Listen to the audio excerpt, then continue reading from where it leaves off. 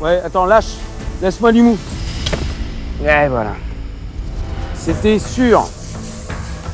Je sens que ça va être compliqué là. Parfois, ça peut être vraiment très chiant. Attends, je me mets à côté de toi. Une opération énergivore et chronophage qui peut très vite mettre à mal les nerfs des mécanos, même les plus aguerris. Ah la vache! Ah mais les pare-brises, c'est toujours une tannée à faire. Hein, donc, On galère à le démonter. C'est un truc qui me sort par les yeux. J'aime pas ça, c'est de la merde. C'est de la merde. Pour Brice, la journée commence sous tension, marquée par une première expérience de pare-brise qu'il ne refera pas de sitôt. En face, Olivier et Momo affichent une toute autre énergie. Ils ont les yeux rivés sur leur objectif du jour, la peinture. C'est une complète, sauf le toit en fait. Donc on peut dire peinture complète. Donc c'est pour ça il faut pas que je prenne le truc à la légère et que faut aller vite quoi. Il y a beaucoup de carrosserie puisque là on est parti sur une peinture complète. Donc il y a de la préparation, il y a beaucoup de choses à faire. Du boulot en série côté carrosserie, loin d'effrayer Momo, Pas trop mal là. qui a déjà prouvé son savoir-faire lors de sa première participation à Top Mécanique. C'est cool, ça a pris forme. Demain, logiquement, on pourra ajuster tout ça et faire en sorte que l'aile et l'optique soient bien fixés. Un talent certain pour la restauration de la tôle qu'il veut plus que jamais mettre à profit. Aux côtés de son mentor, sûrement l'un des plus qualifiés dans cet art rigoureux qui ne pardonne aucun faux pas. Je vais poncer déjà ce que j'ai appliqué hier et voilà. Pour le tandem Momo-Olivier, la tâche est colossale. Pour que la peinture accroche, il va falloir poncer chaque centimètre carré de la tôle pour en retirer le vernis et l'excédent de mastic. Sur le pont opposé, Nico et Brice luttent toujours avec leur pare-brise qui n'a pas l'air décidé à leur faciliter la tâche.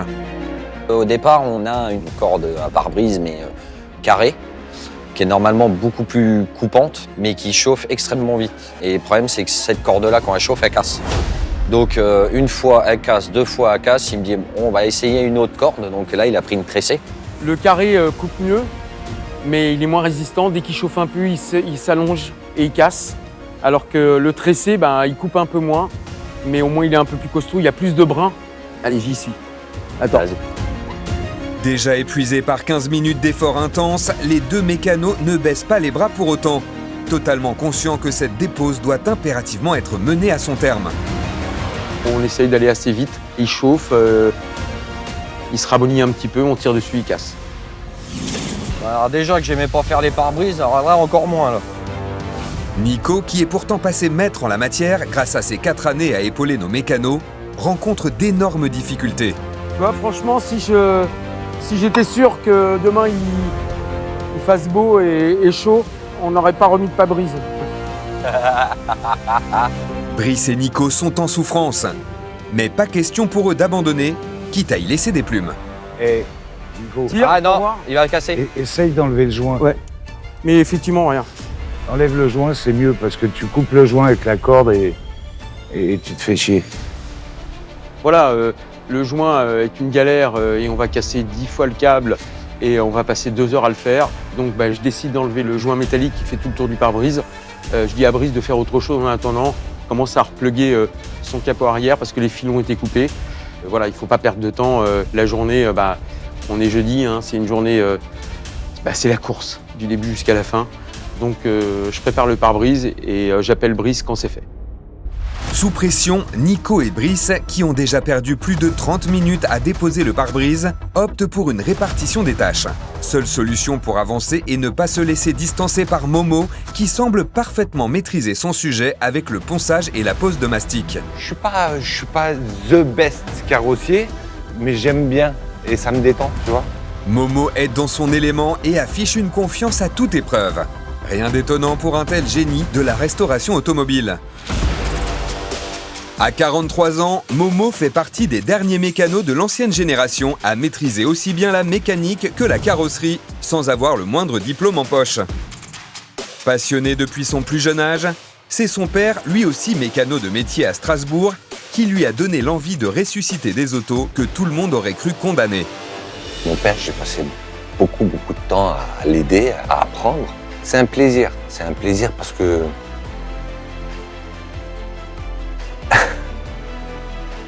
fais pas. Voilà, tu fais ce qu'on t'a transmis, tu vois, et c'est beau. 23 ans plus tard, dont 18 à son compte, Momo n'a rien perdu de son amour pour l'automobile.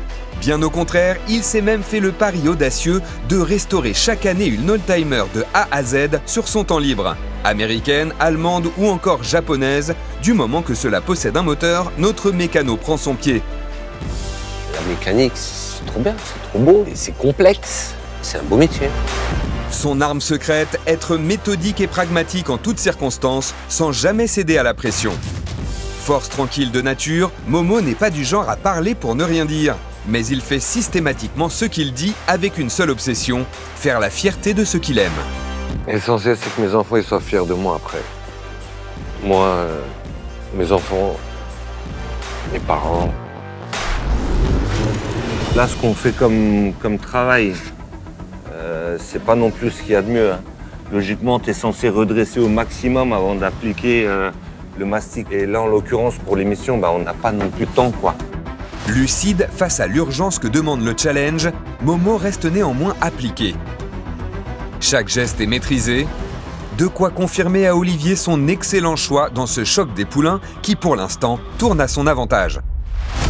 Moi, j'aimais bien dessiner quand j'étais plus jeune, tu vois. Et la carrosserie, pour moi, c'est un peu comme un dessin, tu vois. En fait, la carrosserie, donc, c'est de l'artisanat, c'est de l'art. Et le dessin, c'est pareil. Si tu sais bien dessiner, tu as le sens du détail, le sens du contraste. Je pense que ça peut que bien se passer. Momo navigue seul avec une confiance qui en dit long sur sa maîtrise. En face, c'est chacun à son poste pour ne pas perdre une seconde. Nico est en guerre avec le joint du pare-brise, alors que son poulain, lui, doit rhabiller l'arrière de la BMW. Je prends la malle parce que je ne l'ai plus sur ma voiture.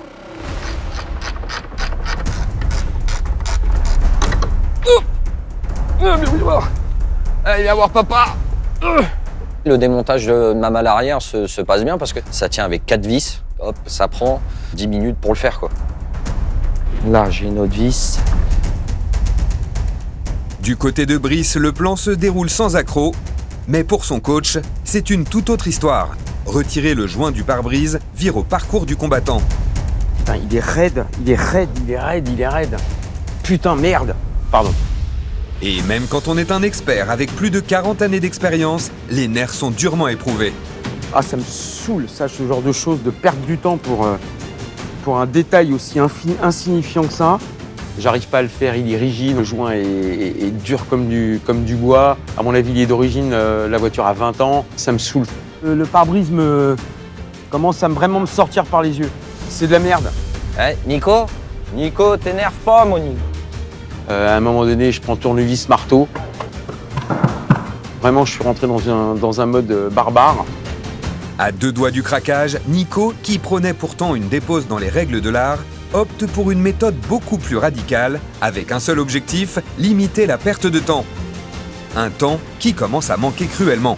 Putain, le truc est tellement sec, tellement vieux, que c'est dur comme du béton. Allez, on va pas s'énerver, on va aller au bout du truc, et ça va bien se passer. Pour cette semaine exceptionnelle, les coachs sont prêts à tout pour aider leur poulain.